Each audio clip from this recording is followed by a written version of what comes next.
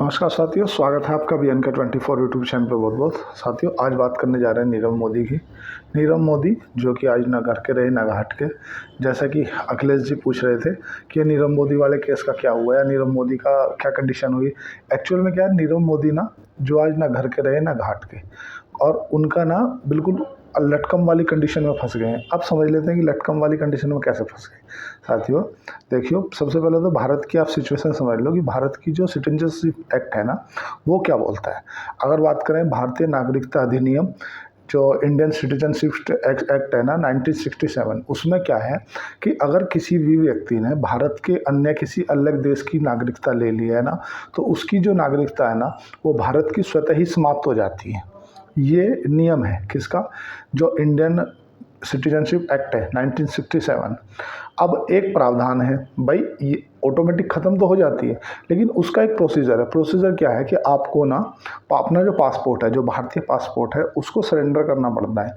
तो अभी जो लंदन के जो तुम्हारा वहाँ पर जो उच्चायुक्त है ना, इंडियन एम्बेसी है ना, वहाँ पे नीरव मोदी ने अपनी पासपोर्ट को सरेंडर करने की याचिका दायर दी थी कि हम एक वानुवातु देश के नागरिक बन गए हैं, तो हमें भारत के नागरिक नहीं रहना।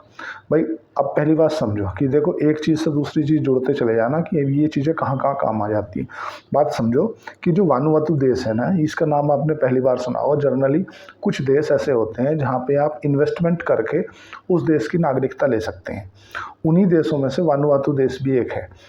वानुआतु देश में लगभग $1,30,000, मतलब अनुमानित, अगर आपके पास में 1,03,00,000 या 1,10,00,000 के आसपास है ना, 1,03,00,000 एक्चुअल फिगर पकड़ लो, तो आप वहाँ पे जाके इन्वेस्टमेंट करके वहाँ कोई ज़मीन खरीद लो, प्रॉपर्टी खरीद लो, तो आप वहाँ के सिटीजनशिप बन सकते हो। सबसे जो सिंपल तरीका है ये, और वहाँ पे आपको फिजिकली ज़्यादा जाने की ज़रूरत नहीं है। 30 से 60 दिन के अंदर अंदर आपको वहाँ की नागरिकता मिल जाती है।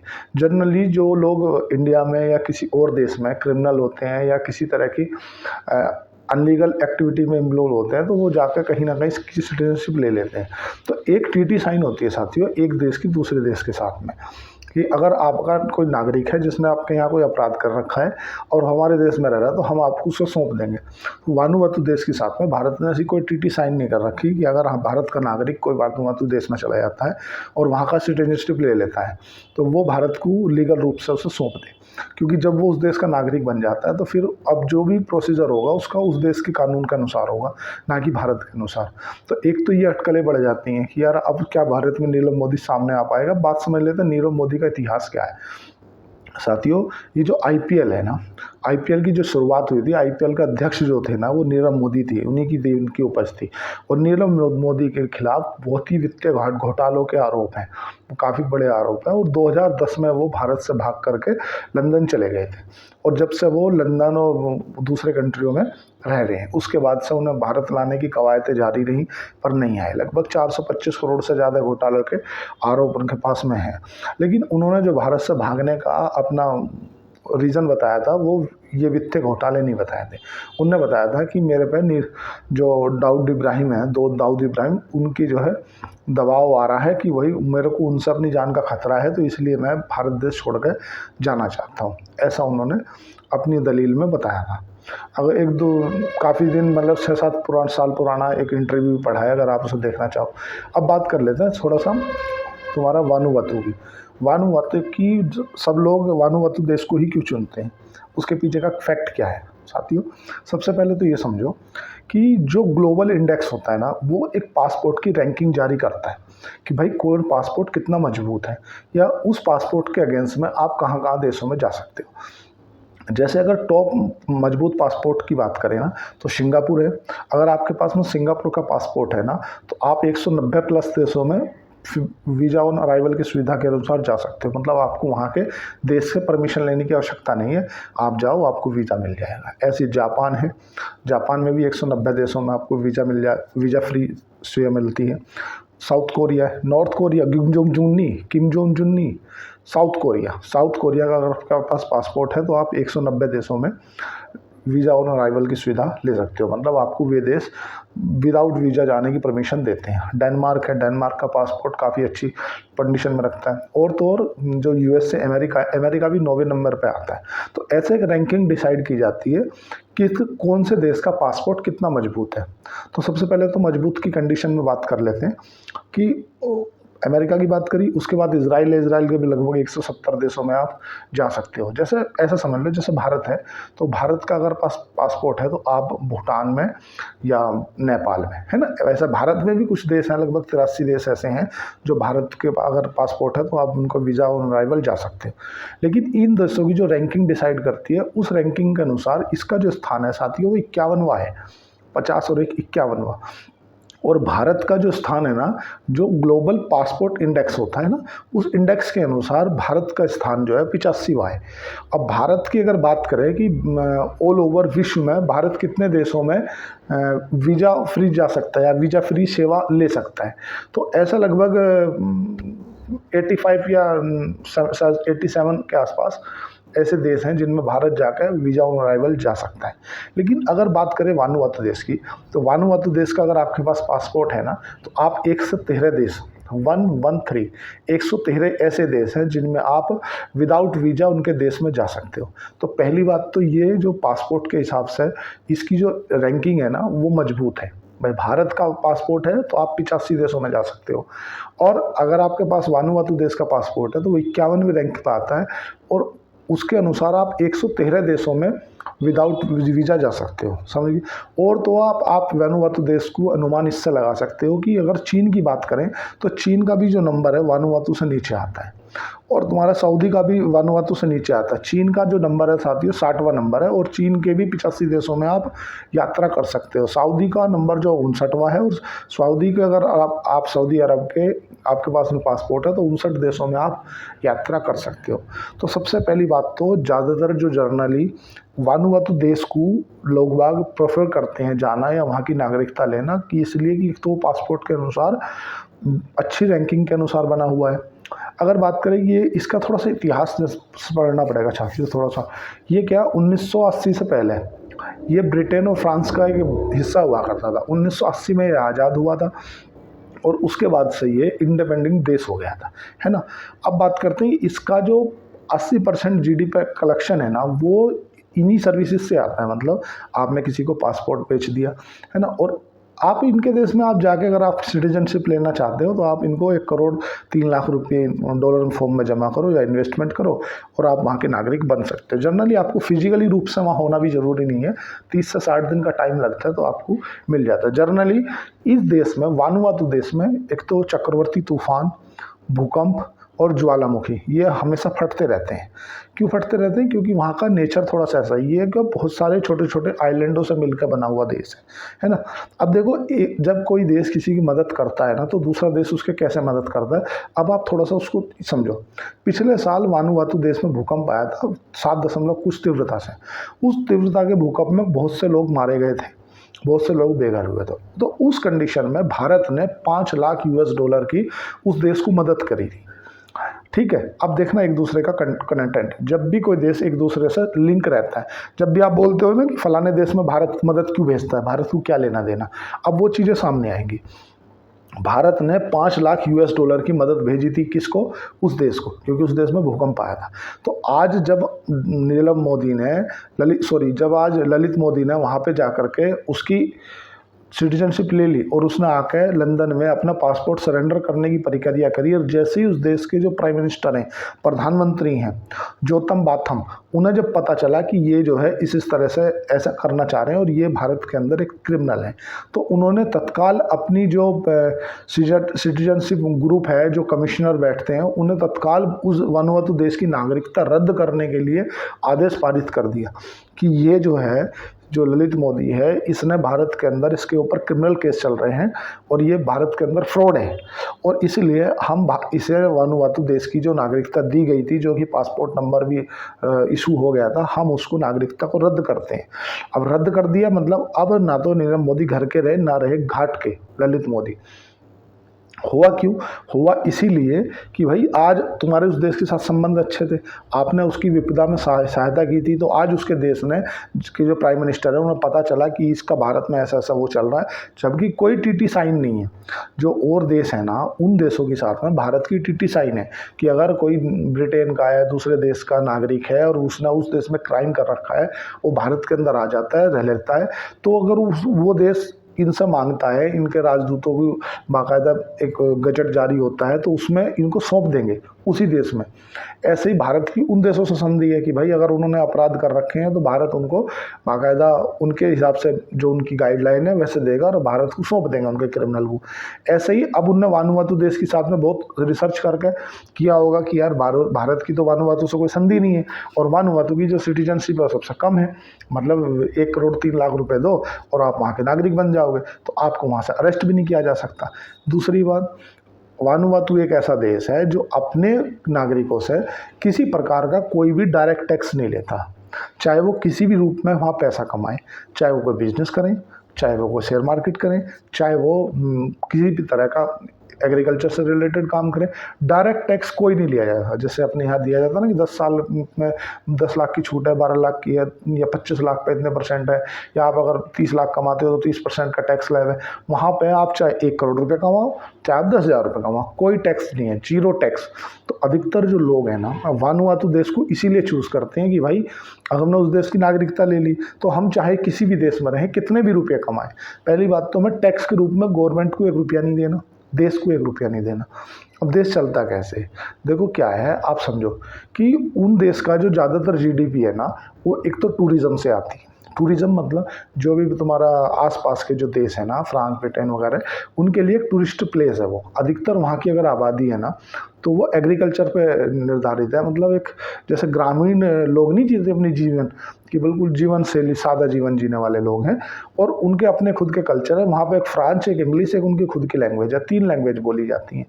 इससे पहले वो ब्रिटेन और फ्रांस की ही कॉलोनी हुआ करता था। 1980 में आज़ाद हुआ था, उसके बाद से वो इंडिपेंडेंट एक देश बन गया। तो पहली बात तो ये कि वहाँ के लोग टूरिज्म करने के लिए वहीं आते हैं। भाई अपन लोग कहाँ जाते हैं? सीधी सी बात है, हम छुट्टी मनाएं गोवा जाएंगे ना, या हम छुट्टी मनाने नैनीताल जाएंगे, क्योंकि वहाँ हिल स्टेशन है। भाई नेचर का थोड़ा सा क्लोज है। आदमी ऐसे ही तो जाता है जहाँ नेचर का क्लोज हो, हिल स्टेशन हो, अच्छी अच्छी चीज़ हो घूमने के लिए, बीच हो। तो वो आइलैंड से मिलकर बना हुआ देश है, तो वहाँ पे बीचेस भी हैं। और वहाँ की जो नियम है ना, वो आपको सिटीजनशिप नागरिकता लेने के इतने सरल और सिंपल हैं कि आप वहाँ जाओ और अपने जो उनकी वो है वो जमा करो, 1 करोड़ 3 लाख रुपए, आपको वहाँ की नागरिकता मिल जाएगी। आपको वो जो डॉक्यूमेंटेशन भी है वो बहुत नॉर्मली लगती है, मतलब बहुत कम लगती है। सेम काम किया ललित मोदी ने, क्योंकि कोई उनके साथ टीटी साइन नहीं थी, उन्होंने उस चीज़ का लाभ उठाया कि भाई मैं वहाँ का नागरिक बन गया। अब नागरिक बन गया तो उसके लिए वो मूँछों पर ताव देने पहुँच गया लंदन कि मैं अपना भारतीय पासपोर्ट सरेंडर करना चाहता हूँ। अब जैसे ही पता चला तो ललित मोदी को घबराहट हुई होगी। घबराहट क्यों हुई होगी? क्योंकि मोदी जी हैं। उनने ज़रा सा फ़ोन घुमा दिया, बोला दादा 5 लाख करोड़ रुपए के, 5 लाख US डॉलर की मदद दी थी, देख लो जब तुम्हारे यहाँ भूकंप आया था। बोला हाँ दी तो थी। हाँ तो बोला क्या हमसे क्या चाहते हो? अरे बोले चाहते क्या है, साला ललित मोदी अपने यहाँ से फ्रॉडिंग करके भागा हुआ है यार, तुम्हारे यहाँ का नागरिक बन गया है, ऐसा है क्या? अरे बंद करो, हमारे यहाँ का कोई नागरिक नहीं। ये सब चीज़ें जियो पॉलिटिक्स में इंटरनली चलती है। भारत आके सामने बोल दे नहीं। 2010 से वो भारत भाग गया था, अब वो ना तो रहा घर का ना घाट का। उधर तो उन्होंने भारतीय सरेंडर अपना जो पासपोर्ट है वो सरेंडर करने के लिए दे दिया। इधर जो वानुवातु जिस देश की उसने नागरिकता ली थी, उस देश ने बोल दिया कि हम तुम्हारी नागरिकता रद्द करते हैं। तो अब ऐसी कंडीशन में ललित मोदी फंस गए बीच में, ना रहे इधर के ना रहे इधर के।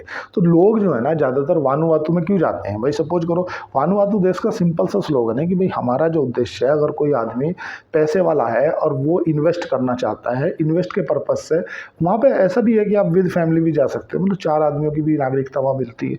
ऐसा नहीं कि सिंगल आदमी को मिलती है। आप 1 करोड़ 4 लाख रुपये जो उनका रिकमेंड है वो जमा करो, या कुछ जो प्रॉपर्टी वहाँ बाय करो, उसके हिसाब से आप 4 आदमियों की अपनी नागरिकता ले लो। लेकिन वहाँ आए दिन भूकंप भूकंप और आए दिन जो हमारा ज्वालामुखी फटते रहते हैं, तो उस तरह की थोड़ी सी समस्या उधर है। लेकिन जो बड़े बड़े पैसे वाले लोग हैं, जो लोग थोड़ा सा 19-20 वाले काम में रहते हैं, क्योंकि यूट्यूब पर अपलोड होगी इसलिए मैं स्पष्ट नहीं बोल सकता, जो 19-20 वाले काम में रहते हैं वो वहाँ की नागरिकता ले लेते हैं, क्योंकि वहाँ की नागरिकता लेने के बाद लगभग 115 देशों में वो वीजा ऑन अराइवल जा सकते हैं। अब देख लो, चीन जैसा देश भी और तुम्हारा सऊदी जैसा देश भी उससे नीचे आता है पासपोर्ट की रैंकिंग में। पासपोर्ट का रैंकिंग उसका 51वां है और चीन और सऊदी का 59 और 60वां। भारत की तो बात ही नहीं कर रहे, भारत का तो 85वें रैंक पे है। भारत का जो पासपोर्ट है वो 85वां है, 85वीं रैंक पे आता है। भारत का अगर आपके पास में पासपोर्ट है तो लगभग 87 देश ऐसे हैं जो आपको बिना वीज़ा के परमिशन देते हैं। लेकिन इसका पासपोर्ट अगर आपके पास में है ना, वानुवातु देश का, तो आप 113 देशों में ऐसे ही जा सकते हो। ठीक है, तो इससे आपको ये चीज़ का अंदाज़ा लग गया होगा कि ये देश अपनी कितनी मजबूत पासपोर्ट के साथ में बना हुआ है। थोड़ा सा अपने मन को सुकून देने के लिए कि यार ऐसा नहीं कि मतलब भारत 85वें नंबर पे आता है कि तो भारत की रैंकिंग थोड़ा सा और क्या, हम पाकिस्तान की भी बात कर लें, क्योंकि पाकिस्तान की बात करने से हमें क्या सुकून मिल जाएगा कि हमारा 85वें नंबर पे आता है। तो पाकिस्तान कितने पे आता है दादा? पाकिस्तान आता है 103 नंबर पे। जो पाकिस्तान की रैंकिंग है ना पासपोर्ट की, वो है 103। और पासपोर्ट अगर आपका पाकिस्तान का है तो आप मात्र 33 देश ऐसे हैं जिन देशों में आप विदाउट वीज़ा जा सकते हो, क्योंकि पाकिस्तान की अपनी व्यक्तिगत कितनी छवि अच्छी है आपको खुद मालूम है। हमारा है तो बच्चा ही, पर लेकिन क्या करें, उसके अपने काम ऐसे हैं कि वो जहाँ जाता है वहीं उधम मचाता है, जहाँ जाता है ये कर दिया, बम मार दिया, फलाना मार दिया, ढिमकाना। तो उस पर तो हमारे तो 87 देश बोलते हैं कि आप आ जाओ बिना वीज़ा के, उसे तो 33 ही बोलते हैं, वो लोग कहीं नहीं लग रहा। वानुवातु को 113 देश विदाउट वीज़ा बोलते हैं। तो इसीलिए उसकी जो पासपोर्ट की रैंकिंग है वो मजबूत है। दूसरा, उसके जो सिटीजनशिप लेने के जो नियम है ना, वो थोड़े से आसान है। भाई आप 1 करोड़ 3 लाख की प्रॉपर्टी बाय करो और आप वहाँ के नागरिक बन गए। आप अपने बच्चे, 2 बच्चे, अपनी फैमिली को ले आकर वहाँ सेटल कर सकते हो। दूसरा, वहाँ का जो जीवन शैली है वो बिल्कुल ग्रामीण जैसी है, ज़्यादा कुछ है नहीं। वहाँ की जो ज़्यादातर जीडीपी आती है ना, वो एक तो इस तरह से इन्वेस्टमेंट बाय सिटीजनशिप, और दूसरा इन्वेस्टमेंट बाय टूरिज़्म।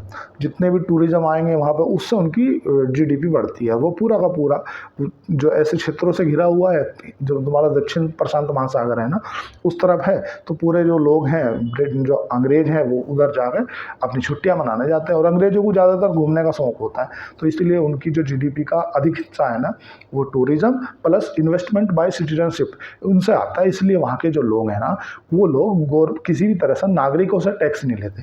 और नागरिकों से टैक्स नहीं कितना, अगर पूरे देश के नागरिकों की बात करें ना, कि ऑल ओवर वानुवातु देश की पॉपुलेशन कितनी है, तो साथियों ऑल ओवर वानुवातु देश की 3,20,000 पॉपुलेशन है। आप समझ रहे हो। अगर नोएडा की बात करें, हम ग्रेटर नोएडा की बात करें, तो नोएडा के अंदर 6.5 लाख की पॉपुलेशन है। देश की बात नहीं कर रहे हम, केवल जिले की बात कर रहे हैं। नोएडा की 6.5 लाख पॉपुलेशन है और उस पूरे देश की 3,20,000 पॉपुलेशन है। आप समझ रहे हो, तो टैक्स किससे लोगे भाई? तीसरी बात है कि नागरिक है अधिकतर कृषि, फार्मर, इस तरह के लोग हैं। तो और जो इन्वेस्टमेंट बाय सिटीजनशिप जाते हैं, तो वो तो कहीं ना कहीं अपना कोई उल्लू सीधा करने जाते हैं। ऐसे समझ लो, बिल्कुल लेमन लैंग्वेज में सीधी सी बात है। मैंने 50 करोड़ का घपला किया, ऐसा मैंने किया नहीं है ना, मैं आपको कोई रिकमेंडेशन दे रहा हूँ। 50 करोड़ का घपला किया, 50 करोड़ में कोई जाँच बैठेगी, 1 करोड़ रुपए की इन्वेस्टमेंट की है, वहाँ की सिटीजनशिप ले ली, वहाँ का नागरिक बन गया, भारतीय पासपोर्ट सरेंडर कर दिया, 49 करोड़ रुपये अपना कोई व्यापार चालू कर लिया अपना यहाँ। तो इस तरह के लोग जो है ना, अनलीगल एक्टिविटी करने के बाद वहाँ जाते हैं। तो इसीलिए वो जो देश है ना, वानुवातु देश, ऐसे और भी देश है, अकेले वानुवातु नहीं, फ्रांस में, पेरिस में, ऐसे भी बहुत, मतलब जो तुम्हारा ईस्ट में भी हैं, काफ़ी देश हैं जो इस तरह की सिटीजनशिप प्रोवाइड करते हैं इन्वेस्टमेंट वाली। पर चूँकि उन देशों में जो उसकी वैल्यू है वो थोड़ी ज़्यादा है, जैसे अमेरिका में भी है वो वैल्यू, तो कि भाई आप अभी जो 6 करोड़ रुपए के आसपास था, कि अगर आप 6 करोड़ रुपए अमेरिका में इन्वेस्टमेंट करना चाहते हो तो 6 करोड़ रुपए इन्वेस्ट करके आप अमेरिका का ग्रीन कार्ड ले सकते हो। ग्रीन कार्ड मतलब सिटीजनशिप, मतलब पासपोर्ट, ठीक है। और अब अमेरिका ने उसको बढ़ा के 33 करोड़ कर दिया कि अगर आपके पास 33 से 40 करोड़ रुपया है तो आप अमेरिका में आओ, इन्वेस्ट करो और आप अमेरिका की नागरिकता ले लो। कनाडा भी इस तरह की सुविधाएं देता है, बहुत से देश ऐसी सुविधाएं देते हैं। पर जिन देशों में की नागरिकता लेने के लिए पैसा कम लगे और सुविधाएं ज़्यादा हों, उन देशों को जर्नली ज़्यादातर लोग पसंद करते हैं। भाई हमेशा लोग बाग क्राइम करके लंदन क्यों भाग जाते हैं? कभी इस बात पर रिसर्च की? वो इसलिए भाग जाते हैं कि जो लंदन है, जो ब्रिटेन है, या जो हमारा पूरा यूरोप है ना, वो कहीं ना कहीं वुमेन को एक अलग से पावर प्रोवाइड करता है कि वो बोलता है कि नहीं, भारत को क्यों नहीं सौंपता वो, कि वो बोलता है कि तुम उनको अनलीगल फांसी दे दोगे, कुछ कर दोगे, इसके साथ में मिस हैपिंग हो जाएगा। तो इस तरह का है। एक दूसरे के देश के जो संबंध है ना, जो पॉलिटिक्स है, जो विदेश नीति है या कूटनीति में, तो कहीं ना कहीं भारत की जीत हुई है, क्योंकि ललित मोदी का जो पासपोर्ट उन्होंने वानुआतू से लिया था, वो उनकी प्राइम मिनिस्टर के कहे अनुसार रद्द कर दिया गया है। अब वो फिर से जो उन्होंने प्रोसीजर लगाया था, अब देखने योग्य होगा कि होता क्या है। लेकिन अभी की कंडीशन में ललित मोदी ना रहे घर के, ना रहे घाट के, फंस गए बीच में। अब देखना चाहिए होता है क्या। आज के लिए इतना ही। चैनल को लाइक करें, सब्सक्राइब करें। धन्यवाद, थैंक यू।